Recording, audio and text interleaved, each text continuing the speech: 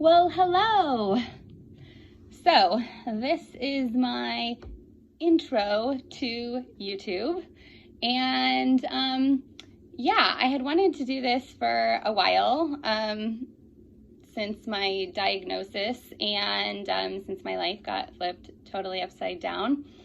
And I guess partially to kind of document my own journey with all of this, and also because I feel like I don't know, sometimes it's definitely like I'm on some support groups, whatever, on Facebook, and sometimes it's like you feel really alone, and it doesn't matter if you have an autoimmune disease or anything, depression or whatever. It's like sometimes you just feel so alone in your struggle. And I don't know, it feels good to connect sometimes. And if this even like relates to a single person and maybe you're like, oh, I'm going through the same thing, or it gets better, or it gets worse, or whatever, then I don't know, it's like I feel good. So I kind of wish I had done this a couple months ago, because I wouldn't have had such like chipmunk prednisone cheeks, and you could have seen like a little bit how I used to look, but I figured too, since my hair is falling out now, that I should do it when I still had my natural hair, and at least on camera, it looks super silky and really pretty, which it always has been, because I'm 41, and I've never dyed it ever in my life. So it is really healthy, but yeah, it's falling out now. So that's kind of a bummer. We'll see the journey with that. So anyways, this is my intro to dermatomyositis. It took me like days to even be able to dermatomyositis. And basically it's derma, skin, and then myositis, muscle. So it is a skin and muscle disease. And I will tell you that I never in a million years thought that I was like sick when I started to get sick. It did not even cross my mind that I could have some like super rare, 1 in 100,000 people get this.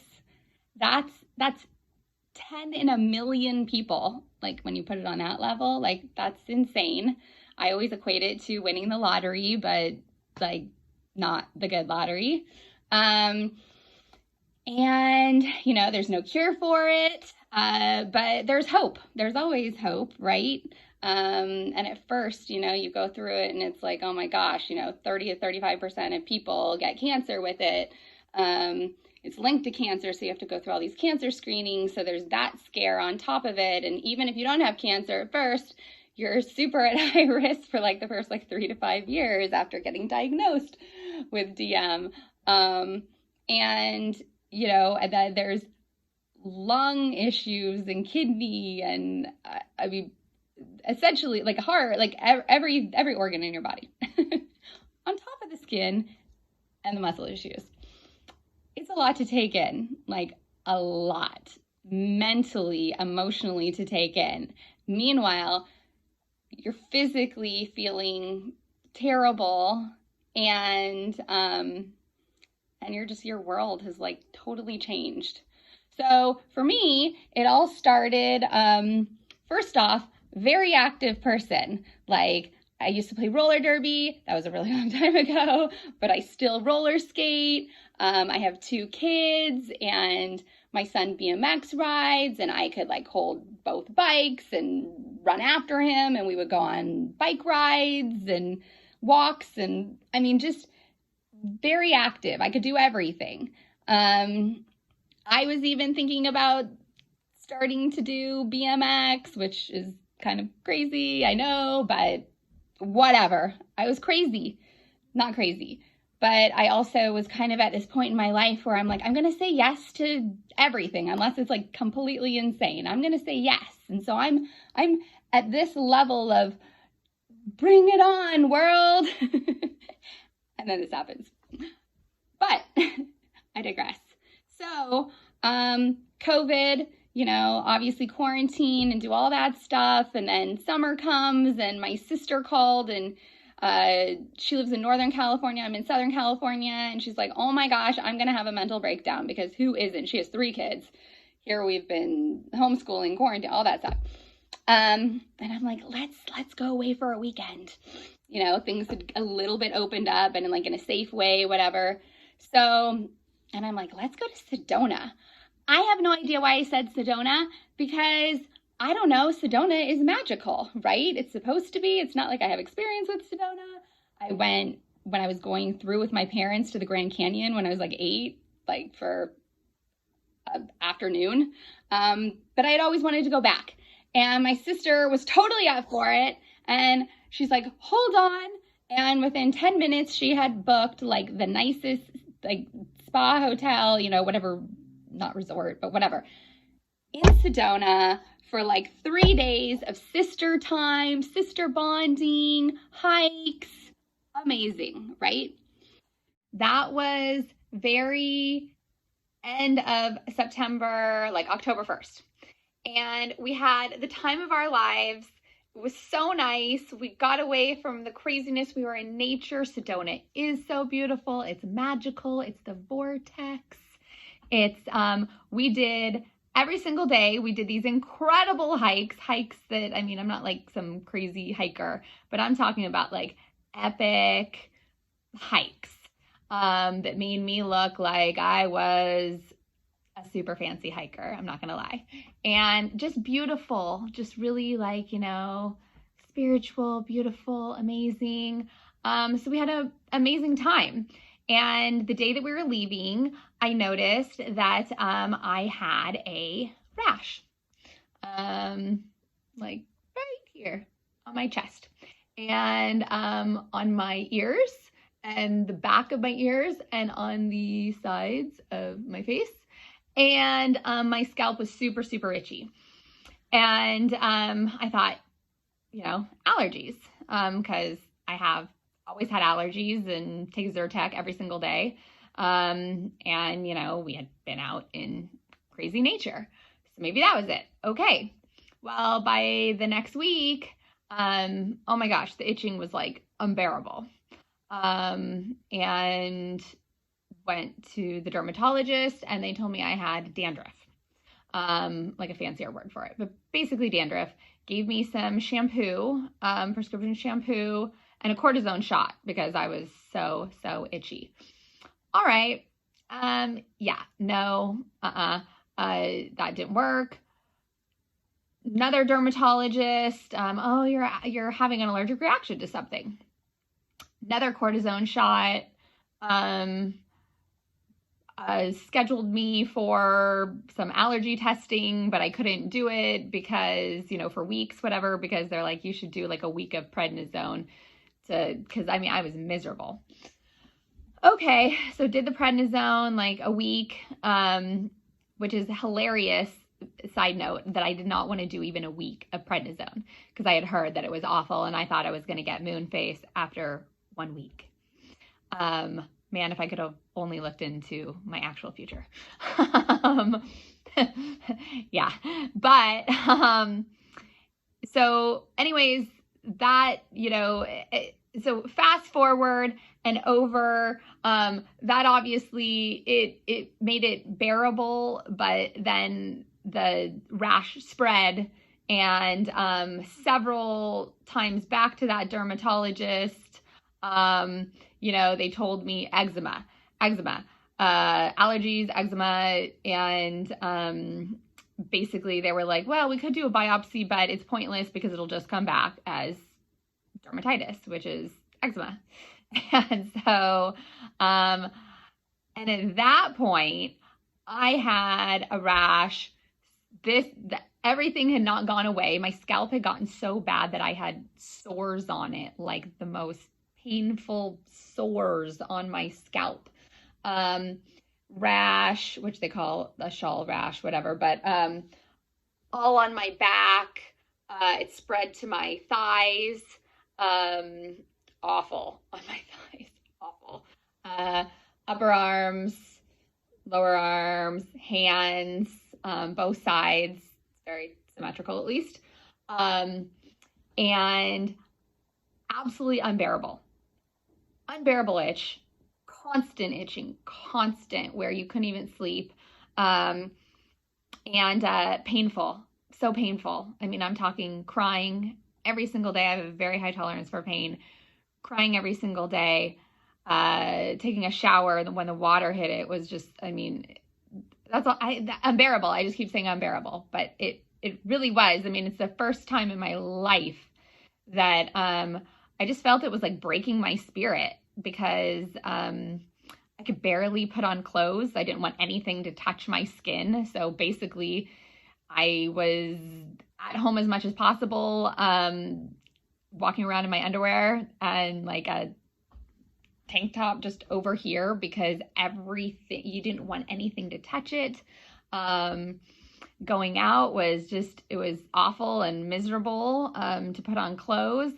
I couldn't, the worst out of all of that, the pain, the itching, can't sleep because you're itching and in so much pain, can barely move, was that I could not hug my kids or snuggle with them for, like 2 months.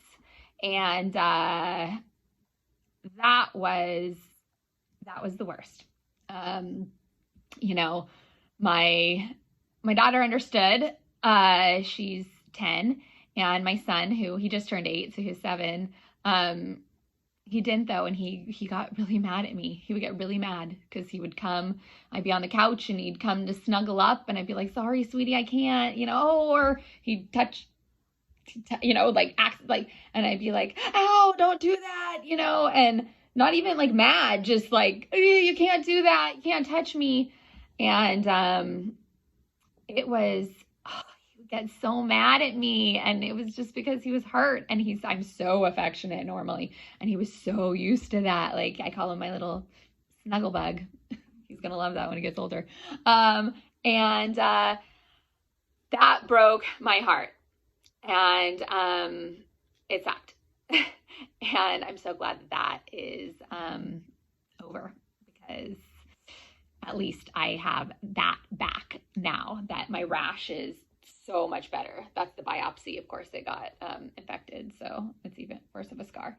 So finally get new insurance in January 25th. I decided to go to USC based on one of my girlfriends who brought it up, whatever, and I was like, why haven't I thought of that? Got an appointment, went to USC, new dermatologist. And by the way, too, that other crappy doctor, they had just put me on Dupixent shots for eczema. And here I am too, like obsessed at this point because my, whatever. And so I'm watching YouTube videos on people with eczema and Dupixent, which, by the way, until I watched those videos, I didn't even know how gnarly eczema could be. Like, people that are suffering from that, I have a whole new appreciation for your suffering, and it is awful. And that's a life changer too. But I don't have eczema. So, took first dose, second, 2 doses maybe of the Dupixent. And then I had gone, and my first appointment at USC, and and a professor of dermatology, she's done like all these papers and studies, and brilliant and amazing.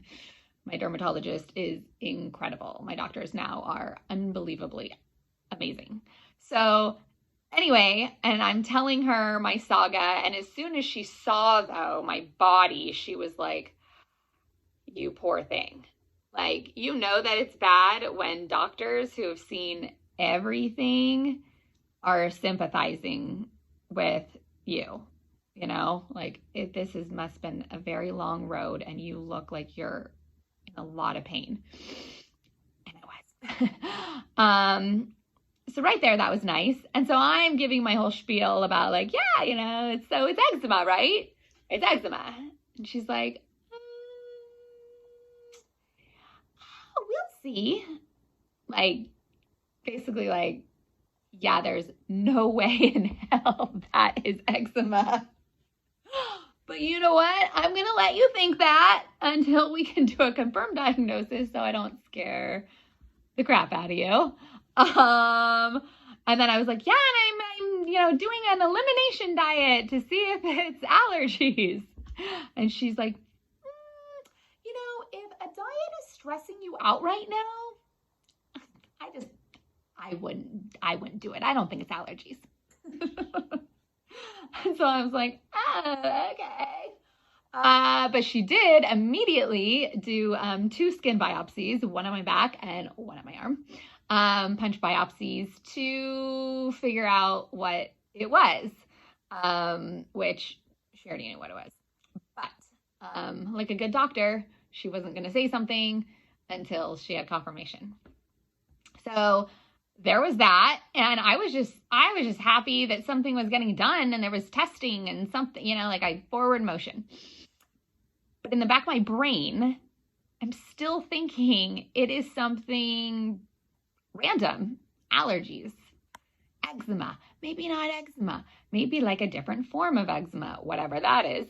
And we were just gonna, we're gonna figure that out and get it taken care of, and awesome. And then, so I had scheduled for a visit for 2 weeks later. So that was January 25th. So I had another, my next appointment scheduled for February 8th. And, which was a Monday. And so like the Friday before, I'm looking on the online portal for my patient stuff, and I see clinical notes, and I'm like, what's this for my first appointment? And you're probably not supposed to read those, but I did.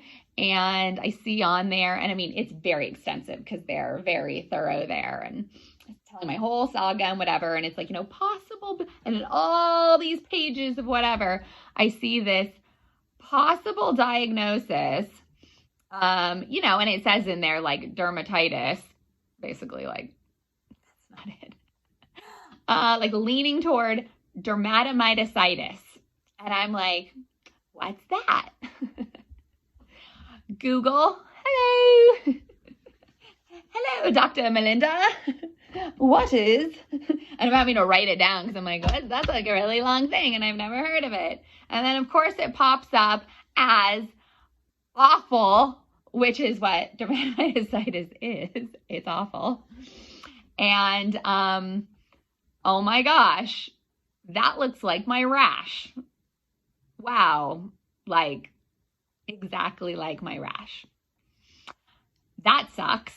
Actually, there's worse photos though. People have it worse. But it looked like my rash, which didn't look like any of the eczema rashes that I had seen in all my research. So, yeah, and then I'm reading about it, and obviously it's just like cancer boom and lung issues and oh my gosh, like, walkers and bedridden and diabetes and steroids. I mean, just like, wow, so overwhelming. And so I'm hysterical. I call my sister, and I was reading the notes, and they think it could possibly be this, and yeah, I was really upset, really upset. And I even called the doctor, whatever, and I had talked to the nurse, and she was like, oh my gosh, that's why they were against having the notes accessible to the patients because of these kind of things before you could even have your appointment. You're finding these things out that were obviously totally traumatic, could not even be true because it didn't show my test results. It just showed that was like something that they had said in my initial thing. So anyways, and I'm so glad though now for that moment. Like at the time, it was awful.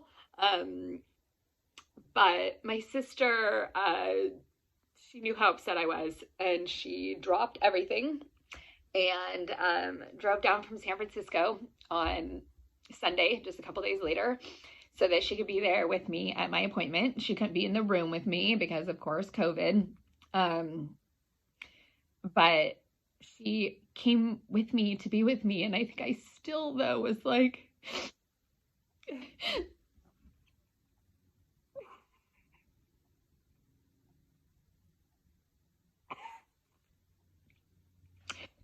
I still wanted to think that it wasn't something that was something easier to fix. But I was so glad that she was there, and I went to my appointment, and I got the results back from radiology that it was a connected tissue disease, that both the biopsies confirmed that. And I had the most, classic case of DM that you could have. And I'm also glad that I had also kind of researched a little bit. So even though I was like devastated, I kind of knew, instead of just being like, what's a connective tissue disease? What is dermatomyositis? Like, and asking 10 million questions and then freaking out. And she was so wonderful. My doctor, she just is like so compassionate, which is something that I need.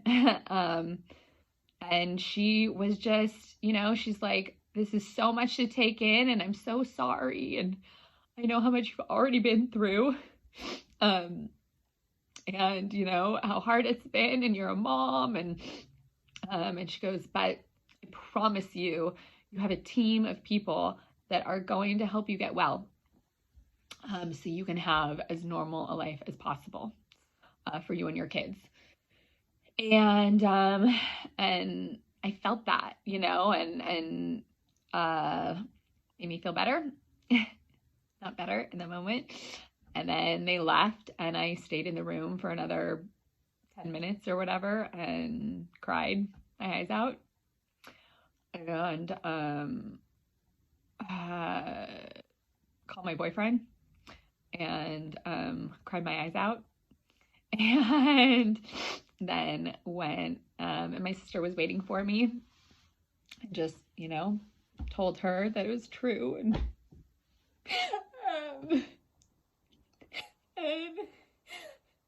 she hugged me, and it was nice, and I'm so glad she was there, because if I had been alone, it would have been worse. Man,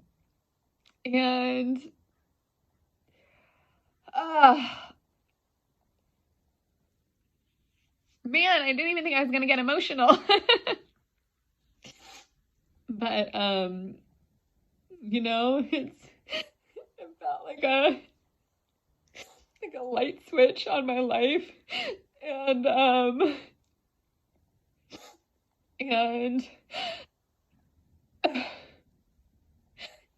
will always be hard to take, because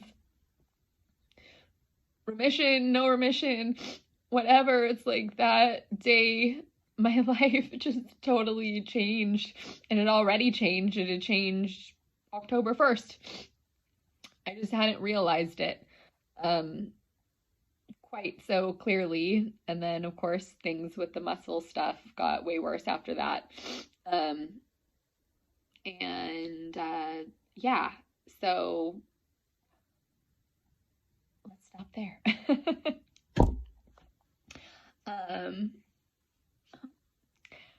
So there's more. There's lots more.